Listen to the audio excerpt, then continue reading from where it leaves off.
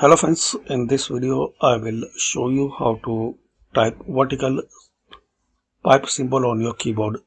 So first method, press shift plus pipe symbol. It will appear before square bracket and top side of enter key on your keyboard. So this is the first method. Second method, if you have the number pad portion on your keyboard, so press and hold Alt and 0124. Third method, you type 007C, then press Alt X, Alt plus X. So you can type in this pipe symbol